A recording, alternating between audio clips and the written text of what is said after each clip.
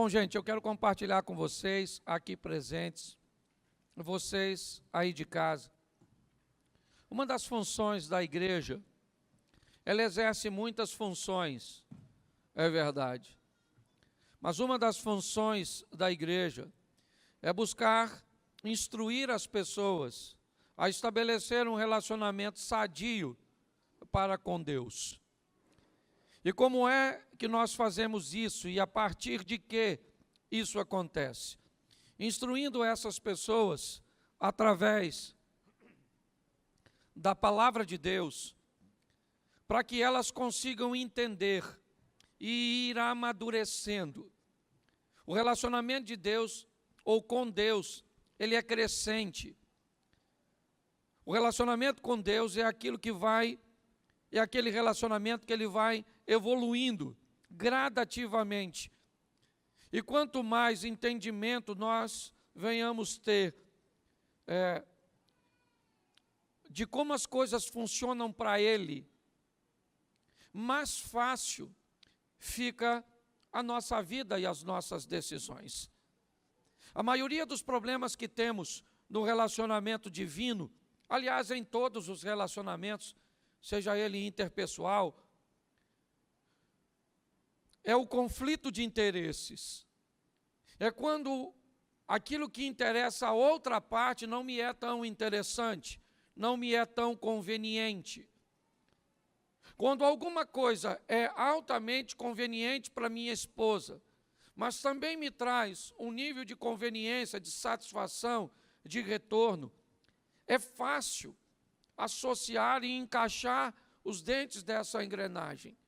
Mas quando os interesses dela sobrepõem os meus interesses, nós vamos viver então um conflito de interesses. E provavelmente então vamos ter uma discussão, vamos ter um desequilíbrio, vamos ter um nível de estresse. O relacionamento com Deus também não é diferente.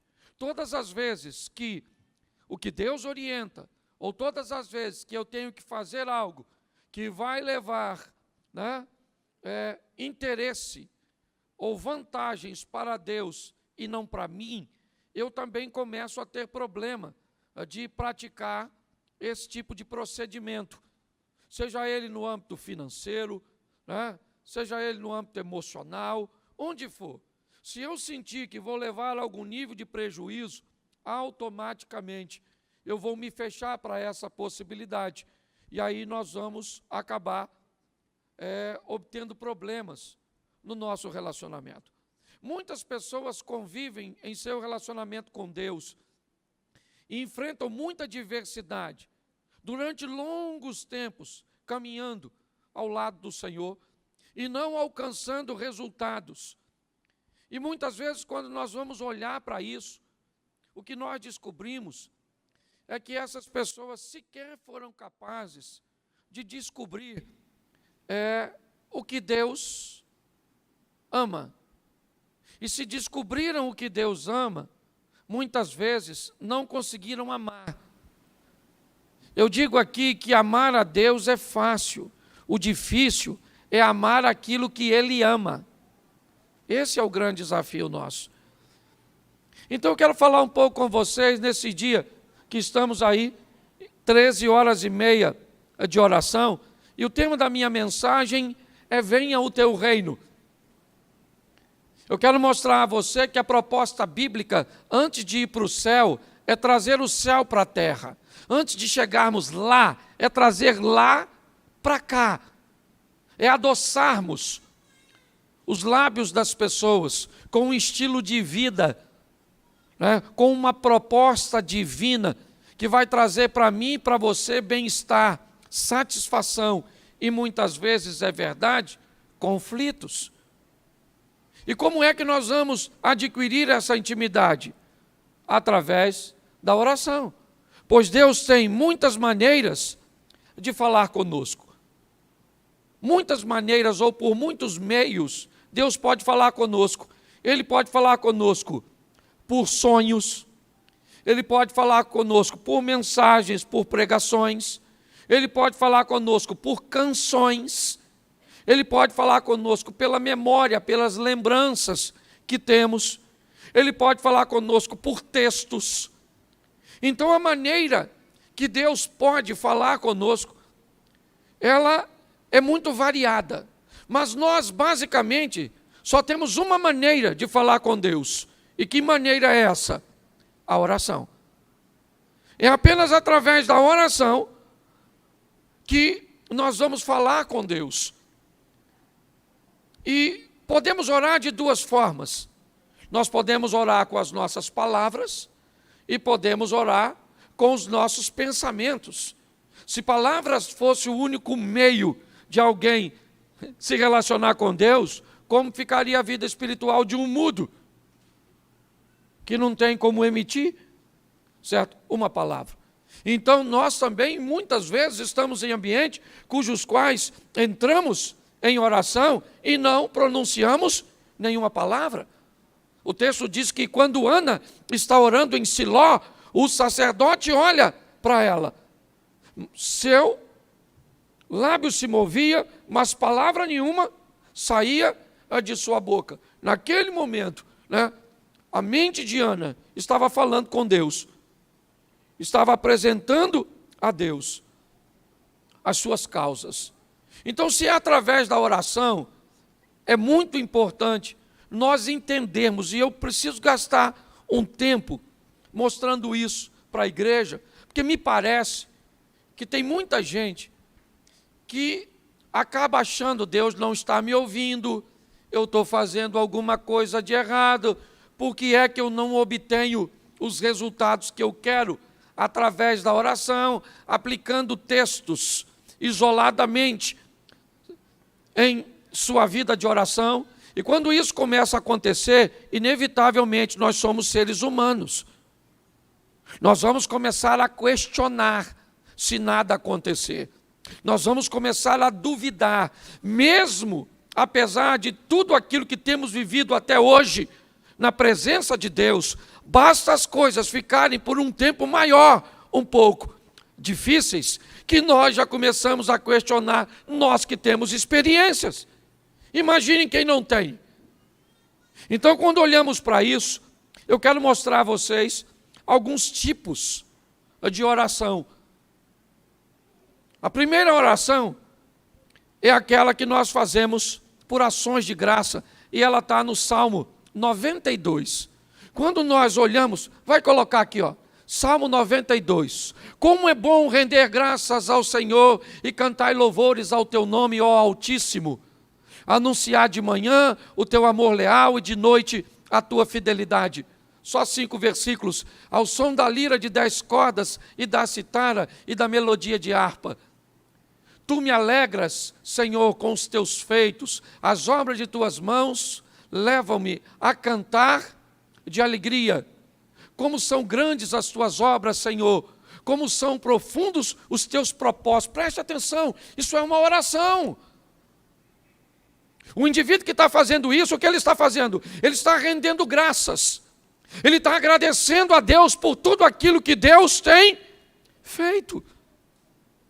É um tipo de oração.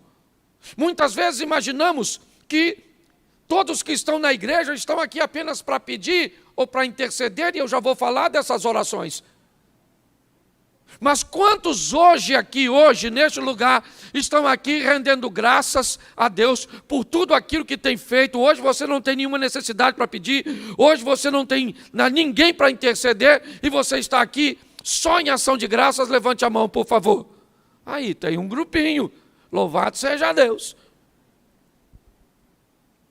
Nós também temos o segundo modelo e tipo de oração, que é o Salmo 20, coloca para mim, o Salmo 20, ele é um modelo intercessório, que o Senhor te responda. Note que o indivíduo que está orando, ele está orando por alguém, ele está intercedendo por alguém, que o Senhor te responda no tempo da angústia, o nome do Deus de Jacó te proteja, do santuário te envie auxílio, e de Sião te dê apoio. Lembra-se de todas as tuas ofertas e aceite os teus holocaustos. conceda-te o desejo do teu coração e leve a efeito todos os teus planos. Verso 5. Saudaremos a tua vitória com gritos de alegria e ergueremos as nossas bandeiras em nome do Senhor, em nome do nosso Deus. Certo? Que o Senhor atenda a todos os teus. Preste atenção que também é outro tipo de oração.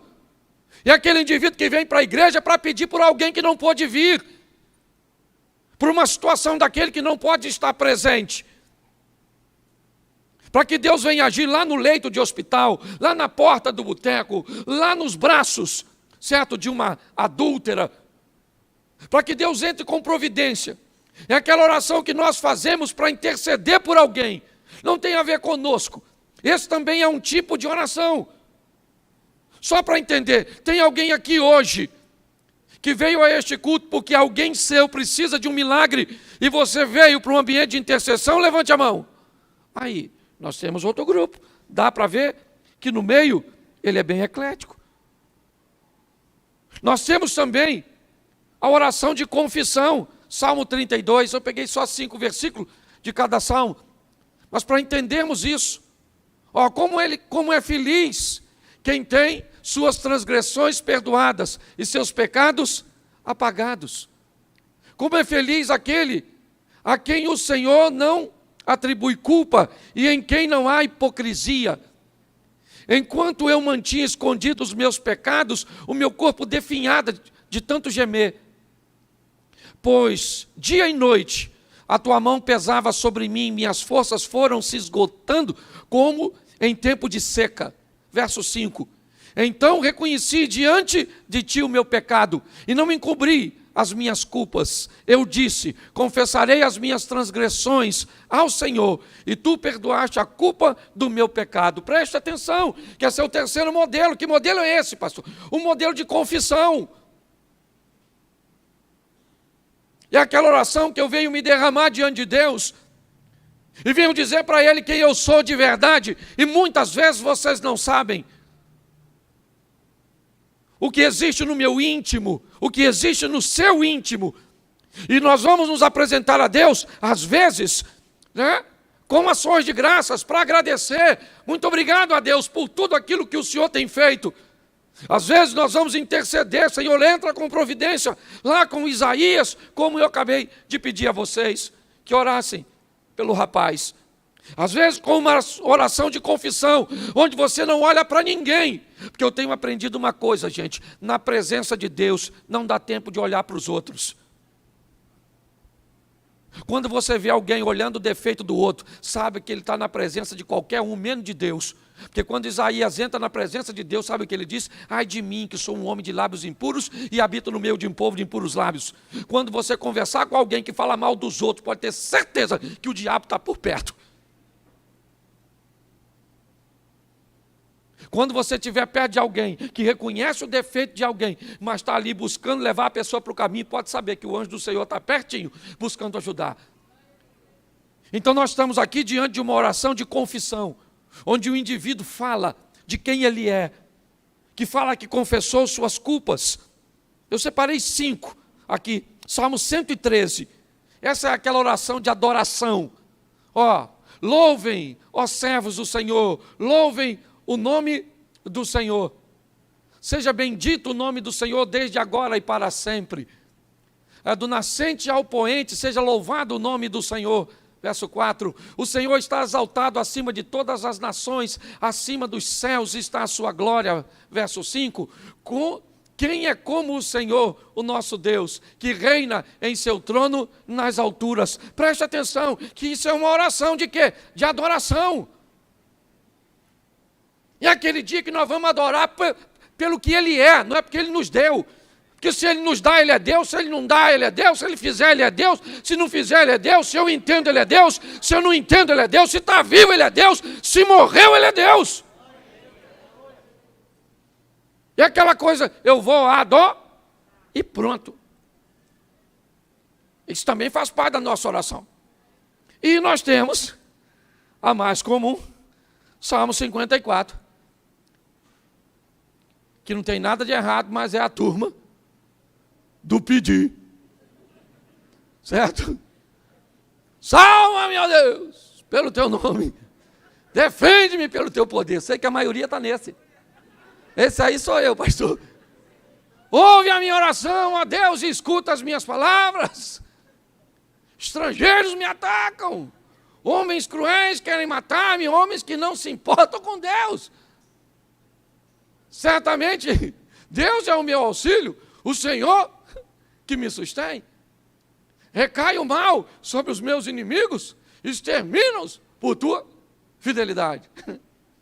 Essa é a oração da petição. Certo?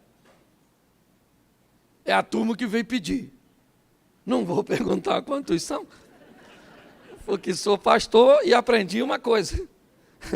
Esse é o maior grupo. Preste atenção. Na minha opinião, todas as orações são ouvidas por Deus. Amém?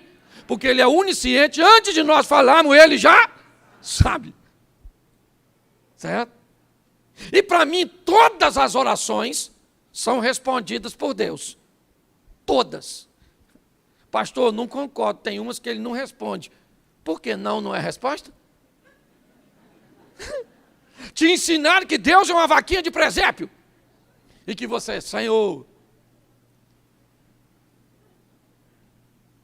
Porque se fizer assim, o povo vai embora. E aí nós começamos a usar a Bíblia de forma errada. Então, primeiro eu queria te dizer, de vez em quando chega na igreja para fazer uma oração de ações de graça. De vez em quando faça uma oração intercessória. De vez em quando confessa esses troços ruins. De vez em quando adora e de vez em quando pede. Balanceia o negócio. Então, na maioria das vezes, se não em todas, as orações são atendidas. Certo? Só que Deus também fala não. Poxa, pastor, não queria escutar isso. Pois é. Vê que hoje Deus fala não. Deus fala não, Deus fala não. Um tempo atrás, uma moça falou comigo, pastor, estou arrumando um namorado aí, e o homem já está difícil, e eu estou na idade avançada, nunca dei sorte com relacionamento, eu queria que o senhor orasse aí, para me ajudar nesse negócio, para ver se é de Deus. Eu olhei para ela de uma forma muito simples e disse, minha irmã, está preparado para ouvir o não? Ela falou, o senhor nem orou ainda? Não, mas eu preciso saber se Deus falar não. Se você vai deixar ele, porque senão nem adianta orar. Eu vou orar depois, você vai caminhar do mesmo jeito. Esse dia eu sentei com um casal e falei para o casal assim, ó, não casa, porque o divórcio de vocês vai ser mais prejudicial do que vocês imaginam. O que é que eles fizeram? Me convidaram? Porque virei inimigo. Isso não tem um ano. Eles estão divorciados. Porque tem coisa, gente, que a pergunta não é se vai dar errado. O que vai dar errado a gente já sabe, é só quando. Às vezes a pessoa fala, pastor, vê aí onde é que eu errei. Eu examino a situação e eu descubro que eu tenho que tentar descobrir onde é que ele acertou. Porque ele errou foi quase tudo. Se tiver uma nota menor que 0, ele tirou. Então o que nós precisamos fazer é levar a vida mais a sério. O grande desafio das nossas orações é que quase 100% delas ou são intercessórias ou são de petições. Poucas vezes entramos por essas portas com um propósito único de adorar, de fazer ações de graças. E ainda temos um pouco de confissão, é verdade. Mas a grande maioria é sempre focada em interceder por alguém ou pedir para mim. E aí nós vamos nos deparar com aquilo que eu disse no começo. O que, pastor? Os conflitos de interesse. Então, para mim, você precisa saber algumas coisas que eu considero muito importantes. Mateus 18, coloca para mim verso 19. Mateus 18, verso 19. Também, não abra na Bíblia não, olha para aqui por favor. Também digo que, se 2 de vocês concordarem na terra em qualquer assunto sobre o qual pedirem, isso será feito a vocês por meu Pai que está nos... Preste atenção nesse texto. Cuidado para você não isolar isso e pegar isso aqui como verdade absoluta. Aprenda que texto sem contexto pode levar você para o buraco. Preste atenção em Marcos 9,18. E não esqueça desse texto não. Mas preste atenção, Marcos 9. Onde quer que o apanha, joga-o no chão, ele espuma pela boca, range os dentes e fica rígido. Pedi aos teus discípulos que expulsassem o espírito, mas eles não conseguiram. Preste atenção, 2 discípulos estão voltando com Jesus do monte. Este homem pega o filho dele e leva para 10 dos discípulos de Jesus orarem. Não foram 2, lembra do texto anterior? Onde 2 estiverem reunidos e tudo que pedirem, lembra?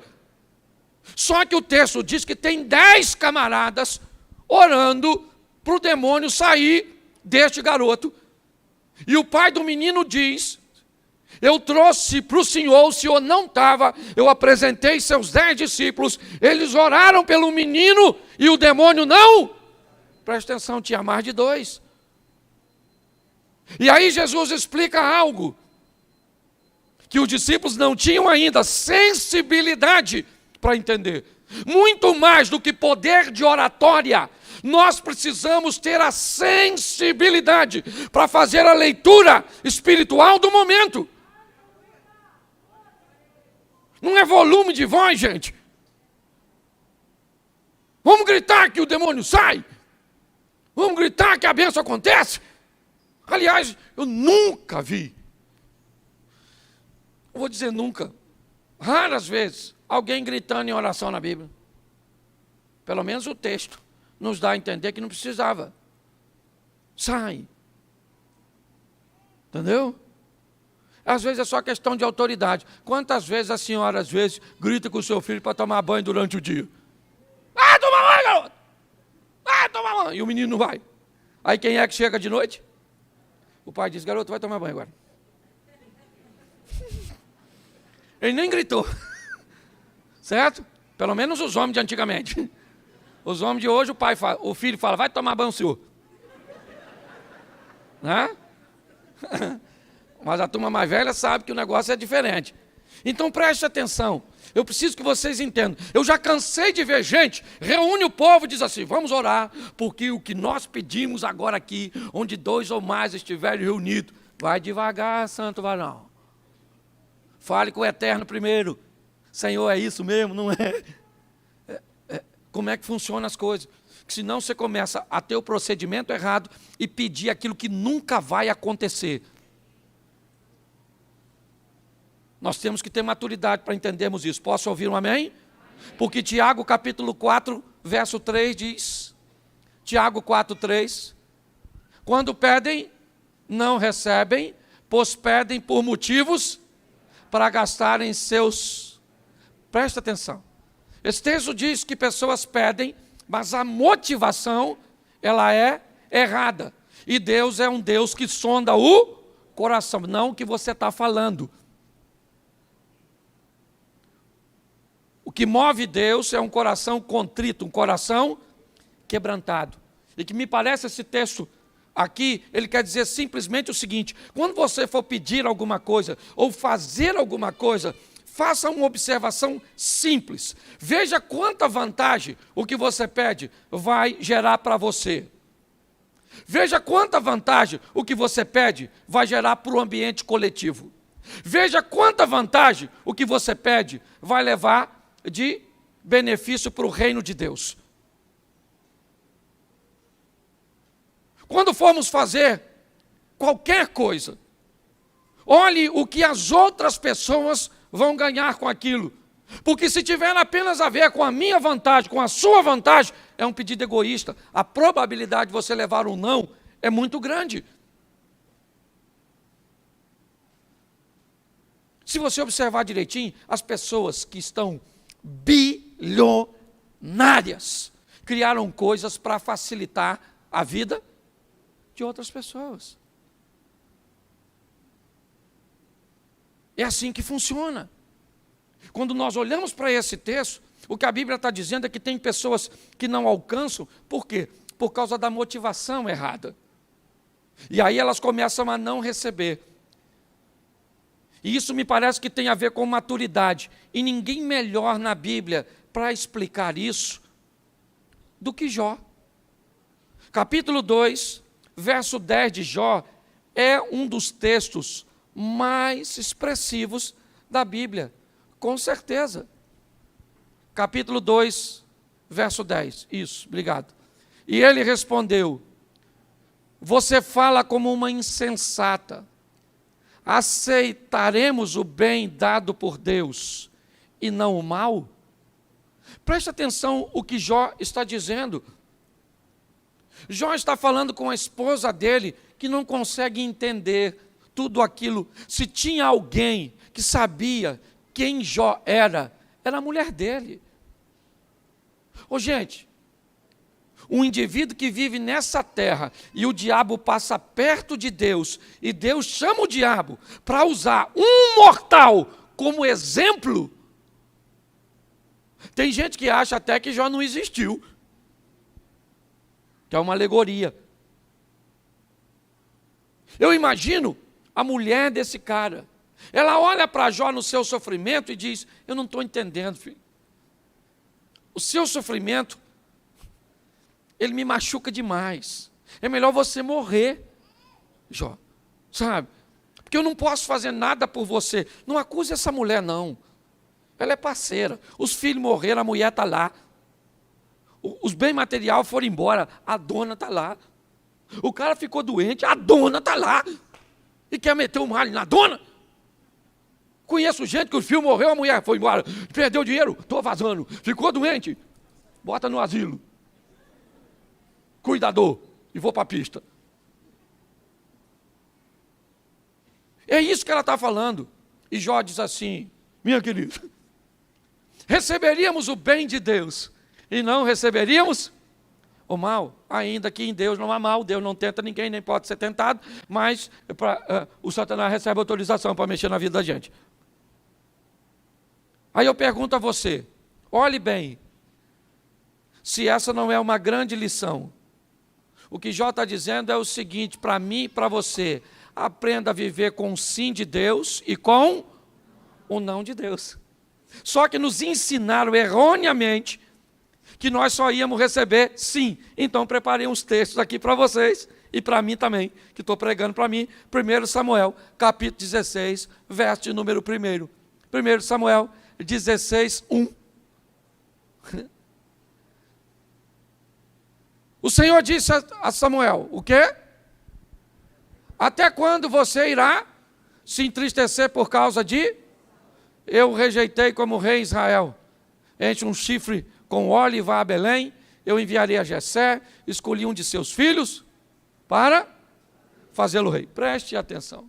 Sabe quem é esse cara? Samuel. Sabe quem é Samuel? Nada mais, nada menos que um juiz, um sacerdote e um profeta. Esse cara só perde em títulos para Jesus, que além dos 3 que eu citei, também é rei, e Samuel não foi. Pensa num cara que tinha intimidade com Deus e era desde garotinho na casa do Eli. Lembra? O cara que cuidou dele e caiu da cadeira para trás, quebrou o pescoço? O Elisão, lembra dele? Pois é. Samuca falava com Deus desde novo. Um menino extraordinário. E um dia ele está lá orando. Uma oração intercessória. Senhor, abençoa o Saul. Saul é maneiro. É o primeiro rei. Vacilou, mas perdoa. E o que Deus falou? Para o juiz, sacerdote, profeta, gente boa. Até quando, Samuel? Vai ficar me enchendo a paciência com esse assunto. Eu já falei que não quero Saulzinho. Entendeu? Saul caiu, mano. Entendeu? Sabe? Já era o Saul. Enche o teu vasinho de azeite, desce a Belém, porque já escolhi até outro rei para botar no lugar dele. O que é isso? É Deus falando não para um profeta. Se ele falou não para um profeta, não vai falar para mim nem para você? Se você não sabe se relacionar com Deus, vai embora. Mas tem que aprender a ouvir não. Porque o não de Deus é para o nosso. Isso aí.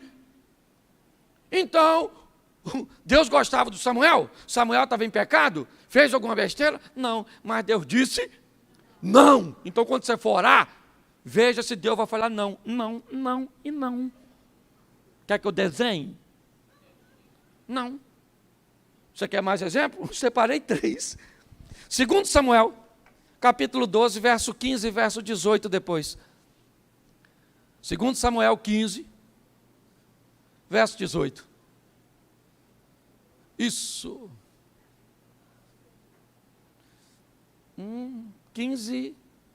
12, 15, perdão. 2 Samuel 12, 15. Isso. Depois que Natã foi para sua casa, o Senhor fez adoecer o filho que a mulher de Urias dera a Davi. Verso 18. Mas deixa o 16, porque vai. E Davi implorou a Deus em favor da criança. Verso 18. Isso. 7 dias depois a criança morreu. Gente, pensa num cara extraordinário. O nome dele, Davi. Certo? Um grande homem, um rei extraordinário, um homem segundo o coração de Deus. O filho do Davi fica doente e o Davi vai para onde? Se tinha um cara que conhecia o endereço de Deus, esse cara era Davi. Lá vai Davi, Senhor, meu filhinho, Senhor, eu vacilei com a Batseba aí, poxa. Peguei mesmo ela aí, e veio esse menino aí, poxa. Tramei lá para matar Urias. Uns deslizinhos assim.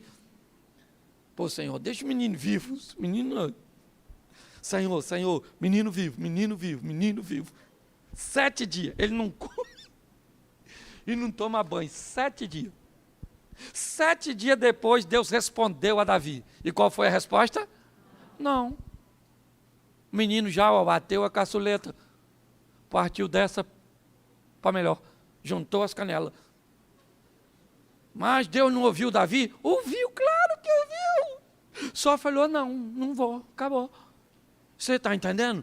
Tem oração que parece que a gente não quer escutar. Quando nós vamos orar por um parente nosso que a gente não está afim que morra, mas Deus está afim que morre.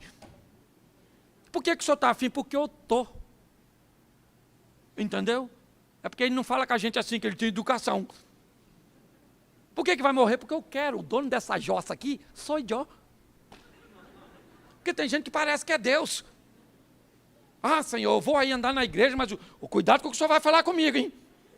Senão eu vou embora, o senhor vai ver só, o senhor fica sem mim. Nossa, que prejuízo que Deus levou. Você está rindo, mas é sério.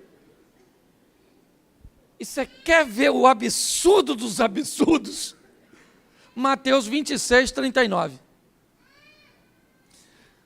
Mateus 26, 39. Indo um pouco mais adiante, prostrou-se com o rosto em terra e orou. Meu Pai, se for possível, afasta de mim este cálice. Sabe quem é esse? Orando. E o que ele falou? Pai, isso aí é a minha tradução. A chapa aqui está quente. Mano. Os caras estão indo para a reta final. Os malucos aqui lideram, não é? Esse quadrilha lá no Rio de Janeiro. Os caras perigosíssimos. Eles vão me matar. Então, vamos aqui, fala. Se der aí, pai. Eu queria morrer assim, não. Poxa. Mas a intimidade era tão grande que a resposta já veio no meio da oração. Ele falou, mas contudo, já que a resposta é essa mesmo, né? Então cumpra assim mesmo, né? Vamos embora. Se não dá, deixa desse jeito. Você sabe quem ouviu a negatividade de Deus? O próprio Jesus. Então, gente, nós temos que ter maturidade. Agora, pastor, o que o senhor está dizendo? Eu estou dizendo que foi a única vez que Jesus ouviu não. Nas outras orações ele chegou a dizer, eu só estou clamando ao Senhor, e eu sei que o Senhor sempre me ouve, sempre me ouve. Ele mesmo disse, Eu sei que o Senhor sempre me ouve. E Ele está ouvindo do mesmo jeito aqui. Só que, na maioria das vezes de Jesus, suas decisões que precediam a oração eram sempre assertivas. A maneira com que Ele conduzia a sua vida era uma maneira magistral. Então preste atenção, a maioria das coisas erradas que acontecem na nossa vida, ou as nossas orações, elas têm finalidade corretivas. Elas parecem que entram em cena, não para me promover, não para me elevar, mas para que eu corrija erros que eu cometi anteriormente. E é por isso que está assim de gente na igreja, canalizando mais forças para corrigir erros do passado do que para empreender negócios do futuro. Me parece que é isso que está acontecendo. Porque Jesus é um exemplo de que Deus pode dizer não, sim. Davi é um exemplo de que Deus pode dizer não, sim. Samuel é um exemplo. Mas pega a história dos caras. Os caras são vencedores. Mas, em algum momento, tanto Samuel quanto Davi se equivocam. Jesus não, é um plano divino. O que ele está mostrando aqui é a natureza humana. É o que é seu corpo tentando fugir da dor, da morte. Esse texto humaniza de uma forma sensacional ele. Muitas pessoas não oram porque têm medo da resposta. Então, querido, nunca deixe de orar. Nunca.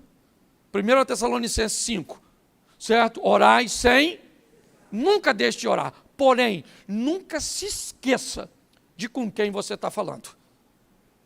Nunca se esqueça. Sempre vai prevalecer a vontade dele. Eu poderia ficar aqui hoje e usar um culto de domingo só para orações como essas duas que eu vou usar como exemplo agora. As mulheres de Atos 12:12, coloca aí rapidinho. Isso. Percebendo isso, ele se dirigiu à casa de Maria, mãe de João, também chamado Marcos, onde muita gente havia se reunido e estava orando. Preste atenção. Esse é o momento que Pedro é solto. Herodes havia mandado prender a Pedro. Depois de matar Tiago a espada, aquilo agradou. Pedro está preso. Seus recursos, não tem como tirá-lo dali. E o que tem? Gente orando na casa de Maria, mãe de João Marcos. E é para lá que Pedro vai. Depois que é liberto. O que é isso? Uma oração que entrou na presença de Deus e Deus ouviu positivamente. Mas qual é a diferença das outras três, pastor? Eram petições do mesmo jeito, de gente que Deus amava, mas estavam pedindo coisas que não estavam no plano de Deus. Esse é o grande desafio nosso. Antes de pedir alguma coisa, descubra se qual é o grau do que eu estou pedindo que interessa para Deus. E você vai ver que as coisas vão ficar muito mais fáceis. Gente, muito mais fáceis. Coloca isso na sua vida. Para de ser imediatista. Para de querer as coisas instantâneas. Minha mulher convive comigo, sabe, eu sou extremamente moroso, demorado. Às vezes as pessoas gostariam que eu fosse mais acelerado, que eu fizesse mais coisas. Agora pega os últimos 10 anos da minha vida e vê tudo que eu construí, fiz, como as coisas acontecem, quantas vezes eu levei um não de Deus. Porque antes de buscar fazer alguma coisa, veja se o que você quer fazer está alinhado com o que Deus quer para você. Pare de usar os outros como medida. O carro dos outros não é para você, a vida dos outros não é para você, certo? A posição do outro não é para você. Quando eu era garoto ali na Praça da Mantiqueira, eu morava ali, lá em frente onde tem aquelas mesas de ping-pong, onde minha tia que me criou estava ali. E eu estudava no Monteiro Lobato. E a rodoviária era bem cá na frente, onde estão fazendo aquela lanchonete nova. E quando eu saía do colégio, quase todos os dias, que um ônibus estava saindo, Eu saía correndo com o ônibus para chegar em casa primeiro que ele. Agarrava minha mochilinha aqui, meu filho. E o ônibus ia, eu partia. Partia, e quantas vezes eu ganhei do ônibus?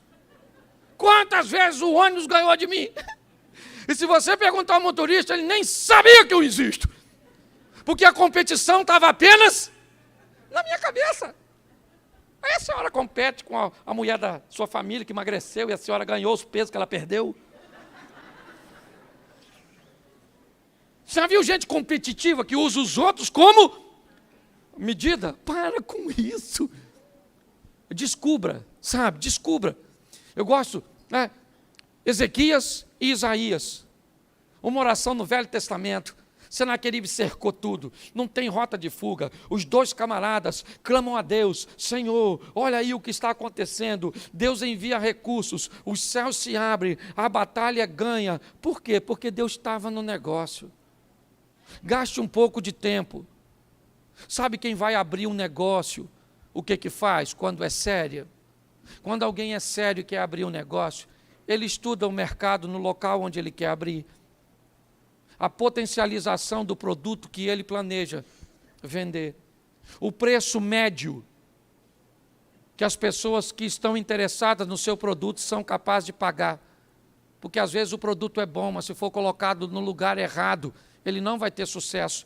E aí parece que seu produto é ruim. E às vezes ele não é ruim, ele apenas está no lugar errado. Mas sabe o que as pessoas imaturas fazem?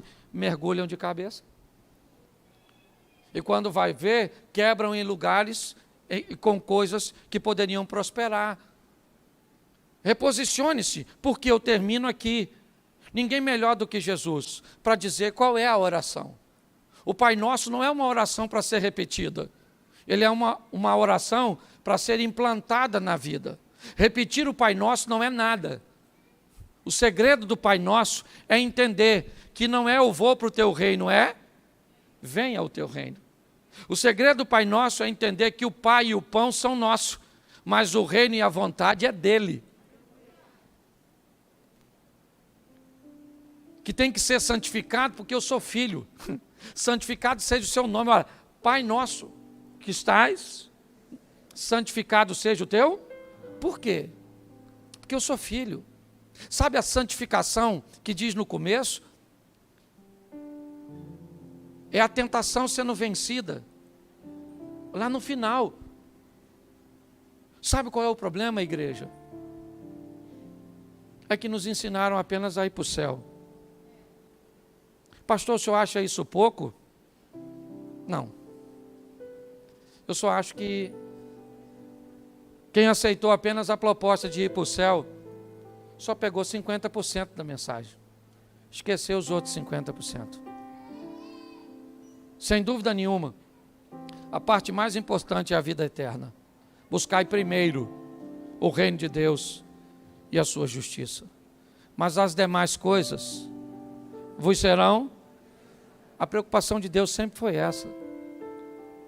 Alguém, que o ímpio, que o pecador, que o sofrido possa olhar e dizer: esse estilo de vida eu gostaria para mim. Por muito tempo vivemos num ambiente compensatório. Se você não usa isso, se você não faz isso, se você não vai ali, aí você entra no céu. Não me ensinaram, quando eu me converti, a trazer o céu para a terra. Eu fui ouvir, com 15 anos de convertido, que Jesus era um colono, que saiu do céu para colonizar a terra, como os portugueses deixaram Portugal para colonizar o Brasil. Nós falamos a língua por influência deles. Nossa arquitetura, ou a maior parte da nossa arquitetura no Brasil, tem influência deles. Costumes. Hoje vivemos aqui a influência de um colono que chegou aqui há tantos anos atrás. O que a Bíblia está dizendo é: Cristo deixou os céus para colonizar a terra, para trazer a cultura dos céus para nós.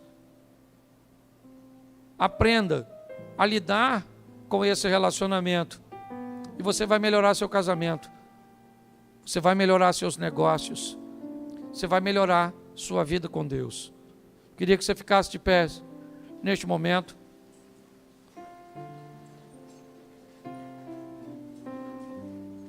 Feche seus olhos. Se você quer caminhar conosco, ali ó, atrás do cameraman ali, ó, tem uma sala com cadeiras vermelhas. Vai ter um casal para te receber. Nossa, pastor, você tem parado de fazer apelo aqui? Eu tenho diminuído isso. Se você acha que poucas pessoas passam por lá, de vez em quando você sair, dá uma passadinha lá e vê quantas pessoas estão caminhando conosco. Ah, pastor, mas elas precisam confessar publicamente isso. Elas vão fazer isso depois com o batismo, no ato de ser recebida. Então, se você deseja caminhar conosco, vai ter gente lá para orar por você. Feche seus olhos neste momento. Pai, em nome de Jesus, eu quero te agradecer por tua palavra e pelos teus ensinamentos. Quero render graças por tua bondade e misericórdia. Quero render graças porque o Senhor é bom e as suas misericórdias, elas duram para sempre. Te agradecemos, ó Deus. Mas eu quero clamar agora pelos meus irmãos que me ouvem, quer aqui presentes, quer lá fora, na internet. Confessamos os nossos pecados, ó Deus, e queremos te adorar pela beleza da tua santidade, porque o Senhor é Deus acima de todas as coisas. Nós queremos também pedir, ó Deus, que o Senhor esteja conosco, nos ajudando, que venhamos ter maturidade para ouvir o não, que tenhamos maturidade para ouvir o sim,